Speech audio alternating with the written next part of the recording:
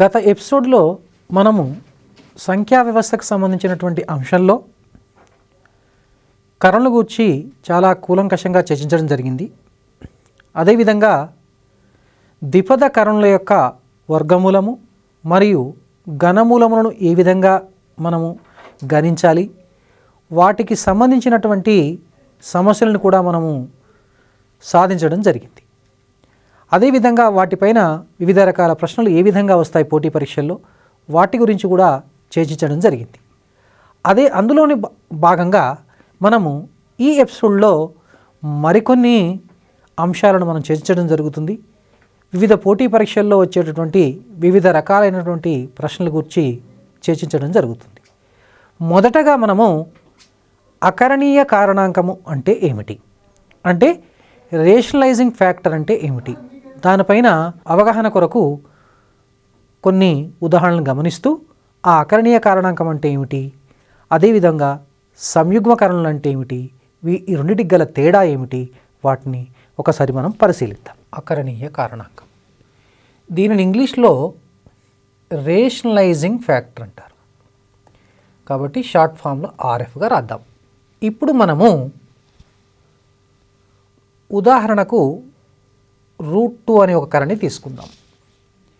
ఈ √2 అనే కరణిని ఒక అకరణీయ సంఖ్యగా మార్చాలంటే దీనిని ఏ కరణి చేత గుణకారం చేయాలి అంటే ఒకసారి ఆలోచిద్దాం.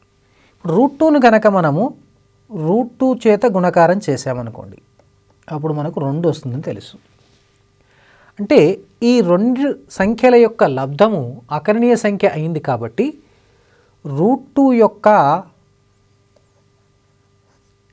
ఆర్ఎఫ్ అంటే అకరణీయ కారణాంకము రేషనలైజింగ్ ఫ్యాక్టర్ √2 అవుతుంది. అయితే మరొక ప్రశ్న, √2కు కేవలం √2 మాత్రమే అకరణీయ కారణాంకం అవుతుందా, ఇంకా మిగతా ఏమైనా వ్యవస్థితం అవుతుందా? ఒకసారి పరిశీలిద్దాం. √2 ఇంటూ ఉదాహరణకు 3√2తో గుణకారం చేద్దాం. అంటే అప్పుడు చూడండి 3 ఇంటూ 2 అవుతుంది 6. 6 కూడా అకరణీయ సంఖ్యే కదా. కాబట్టి √2 యొక్క అకరణీయ కారణాంకము 3√2 కూడా అవుతుంది. అంటే ఇప్పుడు √2కు అకరణీయ కారణాంకాలు √2 అవుతుంది, 2√2 అవుతుంది, 3√2, అదేవిధంగా -5√2 చాలా వ్యవస్థితం అవుతాయి. ఈ విధంగా నెక్స్ట్ ఉదాహరణకు మరొకటి తీసుకుందాం. మరొక ఉదాహరణ పరిశీలిద్దాం. √3 + √2 రూపంలో √3 + √2 అంటే √a + √b రూపంలో ఉన్నటువంటి యొక్క ఒక్కరిని తీసుకుందాం. దీనికి మనం ఏది గుణకారం చేస్తే ఇది అకరణీయ సంఖ్య అవుతుందో చూద్దాం ఒకసారి. ఇప్పుడు దీన్ని మనము √3 - √2 చేత గుణకారం చేసి చూద్దాం. బీజగణిత సర్వసమానతను ఉపయోగించి దీన్ని మనము √3² - √2² రాయగలమని మనకు తెలుసు. ఇప్పుడు ఇది 3 - 2 1 అకరణీయ సంఖ్య. కాబట్టి √3 + √2 అంటే √3 + √2 √3 - √2 పరస్పరము వాటిని అకరణీయ కారణాంకములని అంటారు. అంటే √3 + √2 యొక్క అకరణీయ కారణాంకము అని అడిగారు అనుకోండి పరీక్షలో, దానికి సమాధానం ఏమవుతుందో తెలుసు కదా, √3 - √2. అదే విధముగా √3 - √2 యొక్క అకరణీయ కారణాంకం అంటే √3 + √2. ఇప్పుడు మనము √3 + √2 యొక్క ఆర్ఎఫ్ అంటే √3 - √2. √3 - √2 యొక్క అకరణీయ కారణాంకము ఊహించగలరు కదా, √3 + √2. ఈ విధంగా మనము అకరణీయ కారణాంకాలను రాయవచ్చు. ఇప్పుడు మనం దీన్ని సాధారణీకరణం ఏ విధంగా చేయాలి ఒకసారి మనం గమనిద్దాం. √a + √b యొక్క ఆర్ఎఫ్ రూట్ ఏ మైనస్ రూట్ బి. రూట్ ఏ మైనస్ రూట్ బి యొక్క అకరణీయ కారణాంకం మనకు రూట్ ఏ ప్లస్ రూట్ బి అని తెలుస్తుంది. దీన్ని మనం ఒక సూత్రంలాగా గుర్తుపెట్టుకోవచ్చు. ఇవి సమస్యలు సాధించేటప్పుడు మనకు ఉపయోగపడతాయి. అదే విధముగా ఏ ప్లస్ రూట్ బి యొక్క అకరణీయ కారణాంకం అది ఏ minus root B. A minus root B యొక్క అకరణీయ కారణాంకము మనకు ఏ ప్లస్ రూట్ బి అని తెలుస్తుంది. సో వీటిని కూడా గుర్తుపెట్టుకోవచ్చు. వీటిని సంయుగ్మకరణులని కూడా అంటారు. A plus root B, A minus root B రెండింటిని సంయుగ్మకరణులని కూడా అంటారు. ఒక సమస్యను మనము సాధిద్దాం. Root 3 plus root 2 by root 3 minus root 2 is equal to A plus B root 2. అయితే A comma B is equal to, ఇది మనకు పరీక్షలో వచ్చేటువంటి సమస్య అడగవచ్చు. First option 2,5, B 5,2, C 3,2, D 2,3.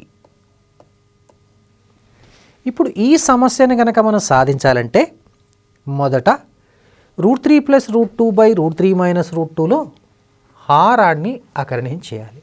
ఒకసారి సాధనను పరిశీలిద్దాం. A plus B root 2 is equal to root 3 plus root 2 by root 3 minus root 2. లవహారాలను రూట్ 3 ప్లస్ రూట్ 2 చేత గుణక చేద్దాం. అప్పుడు మనకేమవుతుందండి? Root 3 plus root 2 whole square by ఇది A minus B into A plus B కాబట్టి A square minus B square అంటే 3 minus 2 వస్తుంది. ఇప్పుడు దీన్ని ఏ ప్లస్ బి హోల్ స్క్వేర్ ప్రకారం చూడండి. 3 ప్లస్ 2 ప్లస్ 2 రూట్ ఆఫ్ 6 వస్తుంది బై 1. కాబట్టి దీన్ని మనము 5 ప్లస్ 2 రూట్ 6గా రాయవచ్చు. అంటే ఇరువైపులా మనము ఏదైనా ఒక ద్విపదకరణను పోల్చినట్లయితే అకరణీయ రాశులను అకరణీయ రాశులతో పోల్చాలి, కరణీయ రాశులను కరణీయ రాశులతో పోల్చాలి. అంటే ఇప్పుడు ఇక్కడ మీరు గమనించినట్లయితే చూడండి, ఈ ఏను 5తో పోల్చాలి. ఇప్పుడు ఈ బి రూటు పదాన్ని 2 రూట్ 6 పదంతో పోల్చాలి. అంటే దీన్ని బట్టి ఇప్పుడు మనం గమనించవలసినటువంటి విషయం ఏంటంటే ఏ అనేది 5 అవుతుంది. అదేవిధంగా B root 2 is equal to, ఇక్కడ ప్రశ్న చూడండి, ఇక్కడ దీన్ని బి రూట్ 2 కాకుండా దీన్ని బి రూట్ 6గా తీసుకోవాలండి. ఇక్కడ ఇది ఏ plus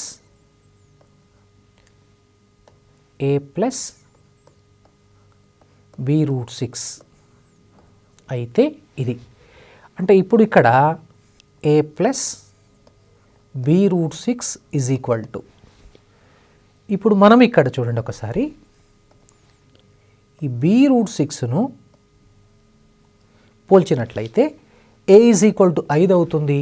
B root 6 is equal to 2 root 6 కాబట్టి రూట్ 6 క్యాన్సిల్ అవుతుందండి. ఎలా అంటే చూడండి ఒకసారి, B root 6 is equal to 2 root 6, root 6 cancel, B is equal to 2. అంటే ఇప్పుడు మనం ఇక్కడ బి ఈజ్ ఈక్వల్ టు 2 అని రాయవచ్చు.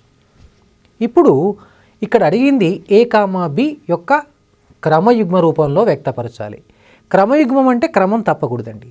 అంటే మొదట ఏని రాయాలి, తర్వాత బిని రాయాలి. కాబట్టి ఏ విలువ 5, బి విలువ 2 కాబట్టి మనకు కావలసిన జవాబు A comma B is equal to 5,2 అవుతుంది. కాబట్టి ఇక్కడ జవాబు అనేది చూడండి, ఇప్పుడు మనకు బి ఆప్షన్ ఇక్కడ 5,2గా ఉంది. కాబట్టి బి ఆప్షన్ ఇది రైట్ ఆప్షన్. ఇక్కడ బి ఆన్సర్గా తీసుకోవాలి. అంటే ఇలాంటి సమస్యలను మనం ఏ విధంగా సాధించవచ్చు అంటే వాటిని హారాలను అకరణీయం చేయటం ద్వారా, అదేవిధంగా వాటి యొక్క కరణీయ రాశులను పోల్చడం ద్వారా మనకు కావాల్సిన విలువను కనుక్కోవచ్చు. ఈ ప్రశ్న ఈ విధంగా ప్రత్యక్షంగా రాకపోవచ్చు పరీక్షలో. అంటే ఇదే ప్రశ్నను మరొక రకంగా అడగవచ్చు. a+b విలువ ఎంత అని అడగవచ్చు. అంటే ఇప్పుడు ఇక్కడ a, b కాకుండా a+b ఎంత అని అడిగారు అనుకోండి. అంటే దాన్ని కూడా సాధన ఈ విధంగానే చేసిన తర్వాత 5 + 2 అంటే 7 వస్తుంది. అదేవిధంగా మరొక ప్రశ్న అడగవచ్చు. a - b విలువ ఎంత? 5 - 2 = 3. a/v విలువ ఎంత? 5/2. a × b విలువ ఎంత? 10. ఈ విధంగా మనము దీంట్లో రకరకాల ప్రశ్నలు మనము ఏర్పరచుకోవచ్చు. అంటే ఒక సమస్య సాధించడం కనుక వచ్చినట్లయితే మిగతా సమస్య చాలా సులభంగా మనము వాటిని ప్రయత్నం చేయడానికి అవకాశం ఉంటుంది పోటీ పరీక్షల్లో. అంటే ఇదే ప్రశ్న పోటీ పరీక్షలు ఎట్లా అడగవచ్చు అంటే ఈ క్రింది వాటిలో ఏది సత్యము? a+b = 7, a+b = 5, a+b = 6, a+b = 3. మనకు తెలుసు ఇక్కడ a+b = 7 అనేది కరెక్ట్ ఆన్సర్ అవుతుందని. సో ఇదే విధంగా మరొక ప్రశ్నను మనము పరిశీలిద్దాం. x = 7 + 4√3 అయితే x + 1/x =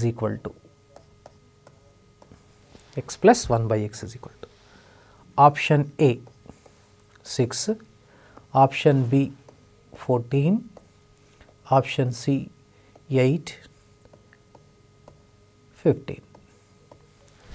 సో ఇలాంటి ప్రశ్నలు చాలా ఇంపార్టెంట్ అండి. సో ఈ సమస్యను సాధించాలంటే కూడా ఒకసారి పరిశీలిద్దాం. x = 7 + 4√3 కాబట్టి 1/x విలువను మనం ఒకసారి చూద్దాం. 1/7 + 4√3 గమనించారు కదా. ఇప్పుడు ఏం చేయాలండి? మీరు తర్వాత వచ్చేటటువంటి యొక్క స్టెప్ అంటే సోపానాన్ని మీరు ఊహించగలరు. ఇప్పుడు దీని యొక్క హారాన్ని మనము అకరణీయం చేయవలసిన అవసరం ఉంది. అంటే దాని యొక్క అకరణీయ కారణాంకము చేత లవహారాలను కనుక మనం గుణకారం చేసినట్లయితే అది మనకు 1/x యొక్క విలువ వస్తుంది. అంటే ఇప్పుడు ఏం చేయాలి? దీన్ని మనము 1/7 + 4√3 ఇంటూ 7 - 4√3/7 - 4√3. మనకు తెలుసు 7 - 4√3 ఇది a+b × a - b రూపంలో ఉన్నది కాబట్టి a² - b² అంటే 7² అంటే 49 -4√3² అంటే 16 × 3 48. అంటే 7 - 4√3/1 వస్తుంది. అంటే 7 - 4√3. ఇప్పుడు మనకు 1/x యొక్క విలువ వచ్చింది. అంటే దీని అర్థం ఏంటంటే ఇప్పుడు 7 + 4√3 7 - 4√3ని గుణకారం చేసినట్లయితే 1 వస్తుంది. కాబట్టి ఈ రెండింటిని ఏమంటారంటే పరస్పరము గుణకార విలోమములు అని అంటారు. Actually they are multiplicative inverse each other. అంటే x = కనుక 7 + 4√3 అయితే 1/x = 7 - 4√3 అవుతుంది. ఎప్పుడు 7 + 4√3 × 7 - 4√3 1 అయినప్పుడు. అంటే ఇప్పుడు మనకు అవసరమైంది ఏంటి? x + 1/x అంటే 7 + 4√3కి మనము 7 - 4√3 చేర్చాలి, కూడుతాము. 4√3 క్యాన్సల్. ఆన్సర్ వచ్చేసి 14 వస్తుందండి. So B is the right option. ఈ విధంగా మనం సాధించవచ్చు. ఇప్పుడు మనము ఒక సాధారణీకరణం చేసేసి షార్ట్కట్ రూపంలో గుర్తుపెట్టుకోవచ్చు. ఎలా గుర్తుపెట్టుకోవచ్చు అంటే చూడండి, దాన్ని మనం షార్ట్కట్ రూపంలో a + √b into a - √b గనక 1 అయితే, అంటే ఈ కండిషన్ అనేది తృప్తిపరచాలండి, ఈ నియమాన్ని తృప్తిపరచాలి. అయితే x = a + √b అయితే ఎక్స్ ప్లస్ 1/x ఎల్లప్పుడూ కూడా 2a నండి. అంటే 2 ఇంటూ ఈ అకరణీయ భాగము 2a వస్తుంది. అంటే ఇప్పుడు మీరు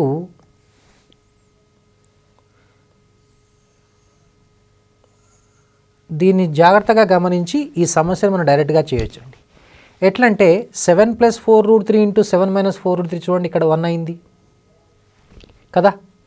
కాబట్టి x = 7 + 4√3 అన్నప్పుడు x + 1/x విలువ ఎంత అవుతుందండి? ఈ విలువ అంటే 2 ఇంటూ 7. 2 ఇంటూ 7 అంటే ఎంత వస్తుందండి?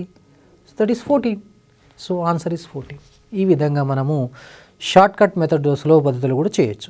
కాబట్టి మరొకసారి గుర్తు తెచ్చుకోండి, a + √b into a - √b = కనుక 1 అయితే x = a + √b అయినప్పుడు x + 1/x అనేది 2a అవుతుంది. సరే, మరొక మీకు అనుమానం వచ్చి ఉండవచ్చు, ఏంటంటే x + 1/x కాకుండా x - 1/x అడిగింది అనుకోండి, అప్పుడు ఆన్సర్ వచ్చే అవకాశం ఉంటుందండి.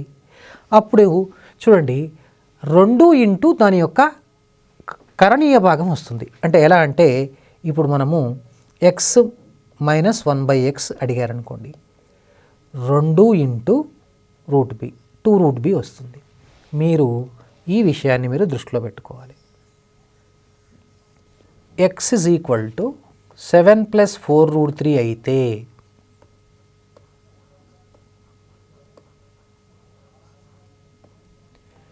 x² into x - 14² how much? ఎంత? చాలా ఇంపార్టెంట్ అండి అది. ఇప్పుడు దీన్ని ఏ విధంగా చేయాలి? ఇప్పుడు ఈ సమస్యను సాధించాలంటే ఫస్ట్ మొట్టమొదట x = 7 + 4√3 ఒక మూలము కలిగినటువంటి వర్గ సమీకరణాన్ని మనం రూపొందించాలి. అంటే we have to form a quadratic equation. One of the roots is 7 + 4√3. అంటే ఒక మూలం 7 + 4√3 ఉన్నప్పుడు మనం ఒక వర్గ సమీకరణాన్ని రూపొందించాలి. అది ఎక్స్లో రూపొందించిన తర్వాత దాని ద్వారా మనం ఈ విలువను కనుక్కోవచ్చు. ఎలా కనుక్కోవాలో చూద్దాం. x = 7 + 4√3. ఈ 7 ఇటువైపు తీసుకొస్తే x - 7 = 4√3 వర్గము చేయగా అంటే ఇరువైపుల వర్గము చేయగా అంటే ఏమవుతుందండి? స్క్వేరింగ్ ఆన్ బోత్ సైడ్ చేస్తే x - 7² 4√3² అవుతుంది. ఇక్కడ గమనించండి, a - b² అంటే a² మనకు తెలుసు కదా, -2ab అంటే 14x ప్లస్ ఇక్కడ వచ్చేది 49 = 48. ఈ 49 అటు పంపించేస్తే x² - 14x = 48 - 49 -1. అవునండి. ఇప్పుడు ఈ రెండిట్లో నుంచి కనుక x కామన్ తీసినట్లయితే x - 14 వస్తుందండి. మనకు అవసరమైంది ఏంటండి? ఒకసారి చూడండి, ఇక్కడ మనకు కావలసింది x² ఇంటూ x - 14² విలువ. అది ఎలా వస్తుందండి? ఇప్పుడు ఈ సోపానాలని మనం ఇరువైపులా మళ్ళీ వర్గం చేసామనుకోండి, ఒకసారి చూడండి, వర్గము చేయగా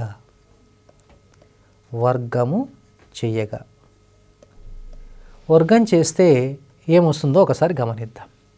x² x - 14² -1² అంటే మనకు +1 అని తెలుసు. కాబట్టి ఇక్కడ మనకు 1 వస్తుంది. మీరు గమనించి ఉంటారు, x² into x - 14² = 1.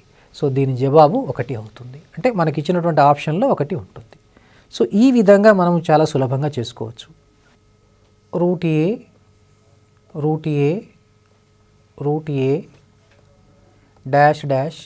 n terms. So ఇలాంటి సమస్యను ఈ విధంగా చేయాలి. అంటే ఇక్కడ పదాలండి, టర్మ్స్ అంటే దీన్ని ఈ విధంగా రాయొచ్చండి. a⁻1/2 a⁻1/4 a⁻1/8 n పదములు అంటే n టర్మ్స్. దీని నెక్స్ట్ స్టెప్లో మనం ఏం రాయొచ్చు అంటే భూములు సమానం కాబట్టి ఇక్కడ ఉన్నటువంటి యొక్క ఘాతాంకాలను మనం కూడుకోవచ్చు. ఎలా? ఎక్స్పోనెంట్స్ను యాడ్ చేయొచ్చు. 1/2 plus 1/4 plus 1/8 dash dash n పదములు, n టర్మ్స్. ఒకసారి గమనించండి, ఇప్పుడు ఇక్కడ ఈ శ్రేణి ఏ శ్రేణికి చెందిందండి? మీరు కరెక్ట్ అండి, అది గుణశ్రేణికి చెందింది.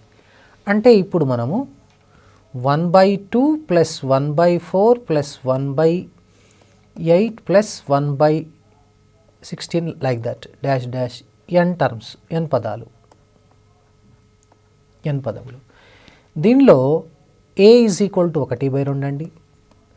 సామాన్య నిష్పత్తి r ఈజ్ ఈక్వల్ టు 1/2 అవుతుంది. 1/2 ఇంటూ 1/2 1/4. ఇప్పుడు n పదాల మొత్తానికి సూత్రము a into 1 minus r to the power of n by 1 minus r. ఎప్పుడు మాడ్ r లెస్ దాన్ 1 అయినప్పుడు ఈ సూత్రం తీసుకుంటాం. ఇప్పుడు ఈ సూత్రంలో మనము విలువలు ప్రతిక్షేపిస్తే చూడండి, half into 1 minus 1 by 2 to the power of n by 1 minus r అంటే 1 మైనస్ ఆఫ్ హాఫ్. ఈ హాఫ్ క్యాన్సిల్ అవుతుందండి. So 1 minus 1 by 2 to the power of n. అంటే ఇప్పుడు మనం చేయవలసింది ఏంటండి? ఇప్పుడు దీని స్థానంలో ఈ విలువను మనం ప్రతిక్షేపించాలి. ఈ విలువను ప్రతిక్షేపించాలి. అంటే ఇప్పుడు మనం చూడండి, ప్రతిక్షేపిస్తే ఏమొస్తుందో ఒకసారి చూద్దాం. a to the power of 1 minus 1 by 2 to the power of n. అయితే ఇప్పుడు దీని నుంచి మనం సూత్రీకరణ జరిగింది కదండి. అలా కాకుండా n పదాలు కాకుండా ఇది ఇన్ఫినిటీ పదాలు అడిగింది అనుకోండి, అనంత పదాలు. అంటే అనంత పదాలు అంటే n అనేది ఇన్ఫినిటీకి అప్రోచ్ అయింది అనుకోండి, సమీపించింది అనుకోండి, అప్పుడు ఈ 1/2 to the power of n అనేది 0కు సమీపిస్తుంది. అంటే ఇప్పుడు మనం మరొక సూత్రాన్ని రాయవచ్చు. ఏం సూత్రం రాయవచ్చు? Root of A dash dash infinity ఉందనుకోండి. ఇప్పుడు దీన్ని a to the power of 1 minus 0గా రాయొచ్చు. అంటే a అవుతుంది. ఇక్కడ కూడా గమనించవలసిన కండిషన్ ఏంటంటే a గ్రేటర్ దాన్ 0 తీసుకోవాలి. ఇక్కడ కూడా a గ్రేటర్ దాన్ 0. కాబట్టి ఈ విధంగా మనకు ఒక సూత్రీకరణ చేయటం జరిగింది.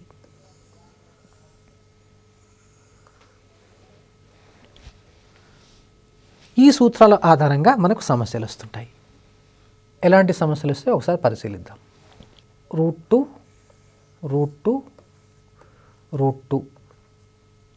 ఈజ్ ఈక్వల్ టు, ఒకసారి గమనించండి, ఇక్కడ 1 2 3 అంటే 3 సార్లు.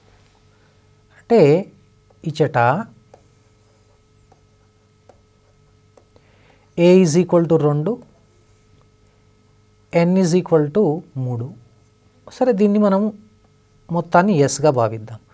ఫార్ములా ఏంది? a to the power of 1 minus 1 by 2 power n. అంటే దీన్ని a to the power of 1 minus 1 by 2 క్యూబ్గా రాయొచ్చు. అంటే అప్పుడు a to the power of 1 minus 1 by 8 అంటే a to the power of 7 by 8 అవుతుంది. కానీ ఇక్కడ a అంటే ఎవరు? గమనించండి, a అంటే ఎవరు? a అనేది ఇక్కడ 2. కాబట్టి 2 ప్రతిక్షేపిస్తే దీని జవాబు 2 to the power of 7 by 8 అవుతుంది. అంటే ఇక్కడ ప్రతి దాని దగ్గర కూడా మనం a బదులు 2 ప్రతిక్షేపించుకోవచ్చు. ఎలా అంటే చూడండి, 2 to the power of 1 minus 1 by 2 cube. అదేవిధంగా 2 to the power of 1 minus 1 by 8. So అదేవిధంగా ఇక్కడ కూడా 2 to the power of 1 minus 2 power n. So this is equal to 2 to the power of 7 by 8. 2 to the power of 7 by 8. So 7 by 8 వస్తుంది. So ఈ విధంగా మనం కనుక్కోవచ్చు. ఉదాహరణ పరిశీలిద్దాం. √2 డాష్ డాష్ ఇన్ఫినిటీ. మనకు తెలుసు దీని విలువ. ఎలా అంటే మనకు ఒకసారి సూత్రాన్ని చూడండి. Route of A dash dash infinity అంటే ఏ అని తెలుసు కదండి మనకు. ఈ సూత్రం తెలుసు కదండి. ఈ సూత్రం ఆధారంగా మనము ఈ సమస్యను మనం ఎలా సాధించవచ్చో ఒకసారి చూద్దాం. దీని జవాబు మనము షార్ట్ కట్ పద్ధతి ప్రకారము ఏ అనేది 2 కాబట్టి దీని యొక్క S = A. So answer 2. 2 జవాబు అవుతుంది.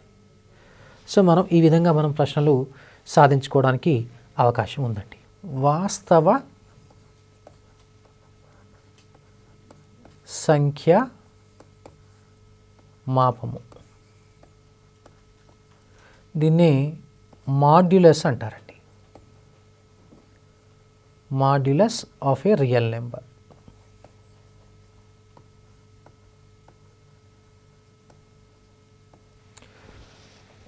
Modulus of a real number అంటే ఒక వాస్తవ సంఖ్య యొక్క పరమ విలువ, పరమ మూల్యము అంటే వాస్తవ సంఖ్యా మాపం అంటారు దీన్ని. అంటే జనరల్గా చూడండి, x బిలాంగ్స్ టు R అయితే x యొక్క పరమ మూల్యాన్ని mod xతో సూచిస్తారు. Modulus of x is equal to x greater than 0 అయినప్పుడు is equal to 0, x is equal to 0 అయినప్పుడు, సో -x లెస్ దాన్ 0 అయినప్పుడు. అంటే ఫస్ట్ మొట్టమొదటి ఇక్కడ ఒక విషయాన్ని మనం చర్చించుకోవాలి. x గ్రేటర్ దాన్ 0 అంటే x ధనాత్మకం అండి, గమనించండి. సో ఇక్కడ x గ్రేటర్ దాన్ 0 అంటే x positive, x less than 0 అంటే x నెగిటివ్.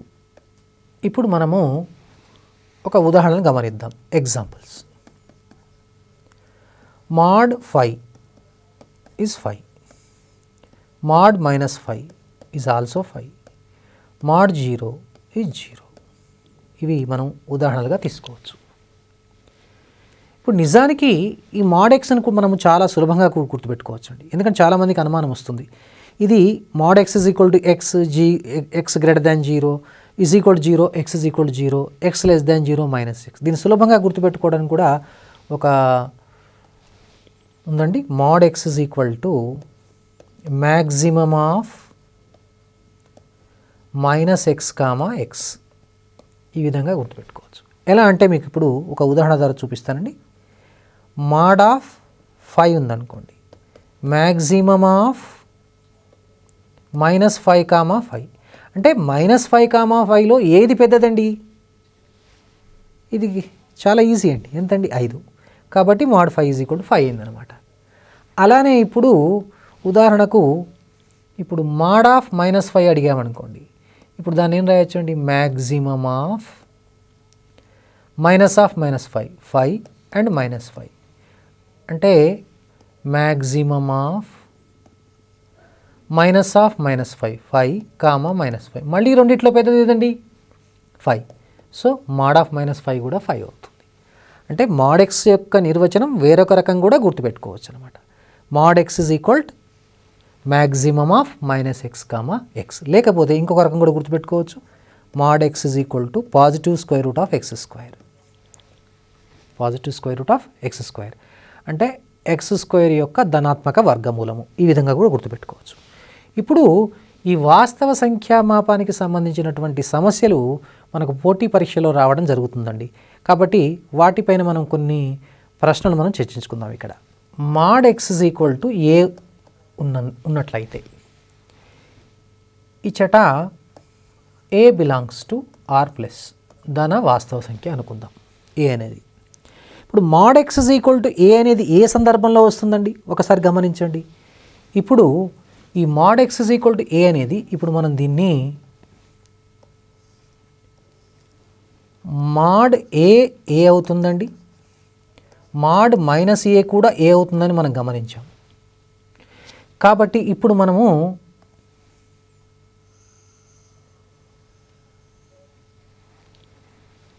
ఇక్కడ ఎక్స్ ఇస్ ఈక్వల్ టు మనము ప్లస్ ఆర్ మైనస్ ఏగా రాయవలసిన అవసరం ఉంటుంది.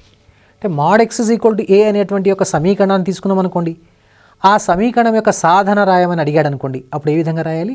X is equal to plus or minus A రాయాలి. ఒక ఉదాహరణ పరిశీలిద్దాం. Mod X is equal to 5 యొక్క సాధన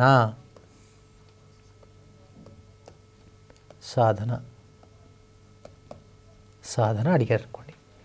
ఇప్పుడు ఇక్కడ option A 5, B -5, C 0,5, D -5,5. ఇప్పుడు చూడండి, ఇక్కడ దీన్ని మనం ఏ విధంగా సాధించవచ్చు? Mod X is equal to కనుక 5 అయినట్లయితే X is equal to plus or minus 5, అంటే ఎక్స్ ఇస్ ఈక్వల్ టు -5 లేదా 5. దీన్ని ఒక సాధన సమితి రూపంలో రాసినట్లయితే దాన్నే సాధన సమితి అంటారండి, సొల్యూషన్ సెట్ అంటారు. సాధన సమితి రూపంలో రాసినట్లయితే -5,5. కాబట్టి ఈ ప్రకారం ఇప్పుడు డి ఆప్షన్ రైట్ అవుతుందండి. ఇప్పుడు మరొక సమస్య, mod X is equal to -5 ఇచ్చారనుకోండి. దీని యొక్క సాధన ఏంటండి? దీనికి సాధన లేదు, అంటే దీనికి శూన్య సమితి సాధన అవుతుంది. ఎందుకంటే ఒక వాస్తవ సంఖ్య యొక్క పరమమూల్యము మాడ్యులస్ ఎప్పుడు కూడా ఎల్లప్పుడూ ధనాత్మకం అవుతుంది, అది గమనించాలి. ఆ కాన్సెప్ట్ ఇక్కడ వెరీ వెరీ ఇంపార్టెంట్. అంటే ఇప్పుడు X does not belongs to X has no solution, that's all. సాధన లేదు, నో సొల్యూషన్, సాధన లేదని రాయాలి. ఇప్పుడు మరొక ప్రశ్నను గమనిద్దాం. మాడ్ 2x + 3 = 5 యొక్క సాధన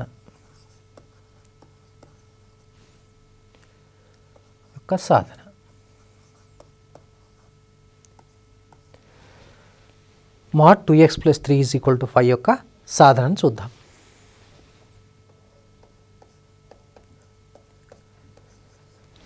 ఇప్పుడు modulus of a real number నిర్వచన ప్రకారము, లేకపోతే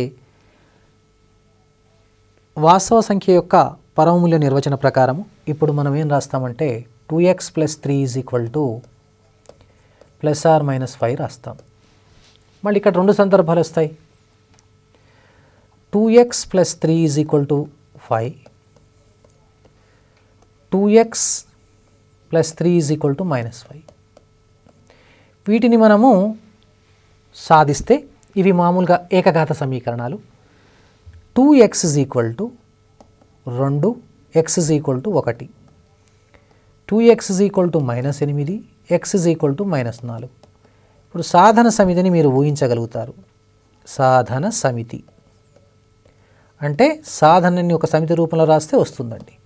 అంటే -4,1, అంటే -4,1 ఇచ్చినటువంటి యొక్క సమీకరణం యొక్క సాధన అవుతుంది. ఇప్పుడు మరొక ఉదాహరణను గమనిద్దాం. మాడ్ ఆఫ్ 4x/5 = 7 యొక్క సాధన.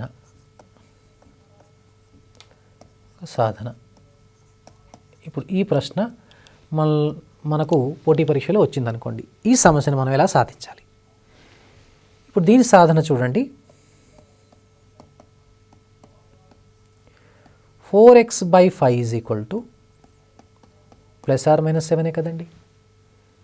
మళ్ళీ ఇక్కడ రెండు సందర్భాలు వస్తాయి కదా. 4x/5 = 7, 4x/5 = -7. చాలా చిన్న తరగతిలో నేర్చుకునేయండి ఇవి.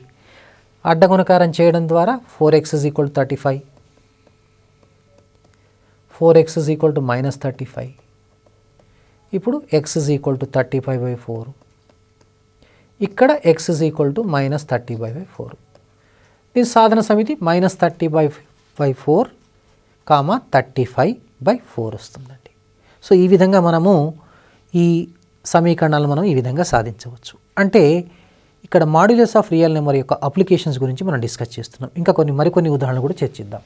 మాడ్ x > a యొక్క సాధన. ఏ విధంగా ఉంటుందో చూద్దాం, ఒకసారి పరిశీలిద్దాం దీని సాధన. మోడ్ ఎక్స్ గ్రేటర్ దాన్ ఏ అంటే ఇక్కడ దీని సాధన మనం ఎట్లా గుర్తుపెట్టుకోవచ్చు అంటే, సాధన ఎక్స్ అనేది లెస్ దాన్ మైనస్ ఏ లేదా ఎక్స్ అనేది గ్రేటర్ దాన్ ఏ. అంటే దీన్ని మరో రకం కూడా రాయొచ్చు. ఎలా అంటే ఎక్స్ అనేది belongs to minus infinity comma A minus A, this is open brackets very important, union A to infinity. సాధన ఈ విధంగా రాయొచ్చు. కాబట్టి మీరు దీన్ని గుర్తుపెట్టుకోవాలండి, వెరీ వెరీ ఇంపార్టెంట్. ఇప్పుడు దీనికి సంబంధించినటువంటి సమస్య ఒకటి సాధిద్దాం. ఎలా అంటే మోడ్ ఎక్స్ గ్రేటర్ దాన్ 7 యొక్క సాధన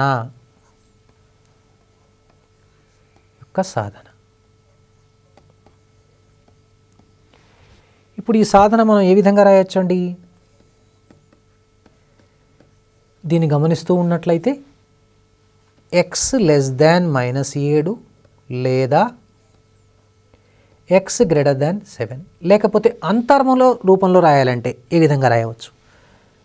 X belongs to -∞ to -7 union 7 to infinity.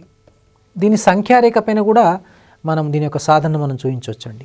ఎలా అంటే సంఖ్యారేఖ పైన ఇప్పుడు మనం ఒక సంఖ్యారేఖ తీసుకొని దీన్ని మనము మూల బిందువుగా గుర్తించి, ఇప్పుడు ఇది 7, ఇది -7, ఇది ఇన్ఫినిటీగా తీసుకున్నట్లయితే, ఇది -∞ తీసుకున్నట్లయితే సాధన చూడండి ఇక్కడి నుంచి ఇక్కడి వరకు ఉంటుంది, నెక్స్ట్ ఇక్కడి నుంచి ఇక్కడి వరకు ఉంటుంది. సాధన మనం ఈ విధంగా కూడా మనము రిప్రజెంట్ చేయొచ్చండి సంఖ్యారేఖ పైన. సో మాడ్ ఎక్స్ = 7 యొక్క సాధన ఈ విధంగా ఉంటుందండి. ఇప్పుడు మనము మరొక సమీకరణాన్ని సాధిద్దాం. మాడ్ ఎక్స్ లెస్ దాన్ ఏ యొక్క సాధన. మాడ్ ఎక్స్ లెస్ దాన్ ఏ యొక్క సాధన. ఎక్స్ అనేది -a మరియు ఏల మధ్యన ఉంటుంది. అంటే ఇక్కడ చూడండి దీని యొక్క సాధన -a less than X, X less than A, లేదా దీన్ని X belongs to open -a comma A అంతర రూపంలో కూడా రాయొచ్చు. ఎక్స్ విలువ -a కామా ఏ విలువల మధ్యన ఉంటుంది. ఇప్పుడు ఒక సమస్యను మనం సాధిద్దాం. మాడ్ ఎక్స్ లెస్ దాన్ 3 యొక్క సాధన.